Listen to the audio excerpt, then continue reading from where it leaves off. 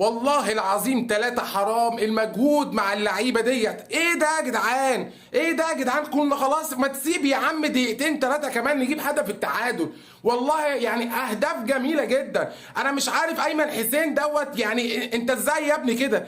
افضل هدف في بطوله اسيا، افضل هدف في تصفيات كاس العالم. العراق يا جدعان قدمت مباراه النهارده قويه جدا جدا رغم الهزيمه 3-2. الا والله العظيم كل العرب فخوره دايما بالمنتخب العراقي. المنتخب العراقي اللي قدم كره النهارده، لا تقول لي انا خايف منك ولا تقول لي انا بلعب دفاعيا. سبت لك الاستحواذ وبص على الهجمات المرتده. للاسف الشديد ان احنا خسرنا 3-2، بس الحمد لله يعني كسبنا الثقه في نفسنا ان احنا قد الفرق الكبيره كلها. لعيبه كوريا الجنوبيه مش مصدقه نفسها، مش مصدقين نفسهم والله، اللي هم كسبوا على منتخب اسود الرافدين، كسبوا على منتخب العراق العنيد. ما شاء الله النهارده تحيه وتقدير جدا جدا للمدير الفني كاساس اللي وزع مجهود اللاعبين. شفنا ميمي لما نزل في الشوط الثاني عمل اجواء جميله جدا، هو يعتبر كان سبب رئيسي في الهدف الثاني للمنتخب العراقي.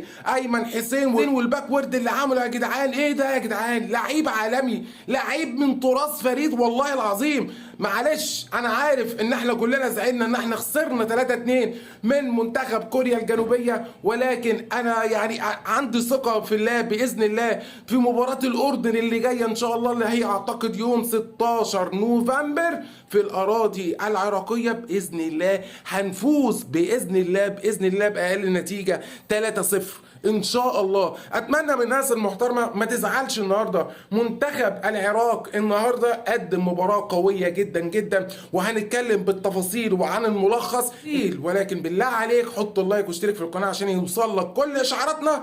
يعني مش عايزك تزعل، انا جوايا زعلان، بس الحمد لله 3-2 احسن من 3-1 احسن من 3-0. وانا كنت عندي احساس والله ويقين بالله ان احنا نقدر نفوز النهارده، لكن قدر الله ما شاء فعل، ولكل مجتهد نصيب. احنا كان عندنا بعض الاخطاء الدفاعيه، عندنا بعض الفلتات يعني اللي لا تغتفر، بس هنقول اللعيبه قدمت مباراه قويه جدا جدا. هارد لك للمنتخب العراقي، ان شاء الله باذن الله عوده مجيده، وباذن الله نكون في الصداره والى كاس العالم. احبائي الكرام شكرا والسلام عليكم ورحمه الله وبركاته.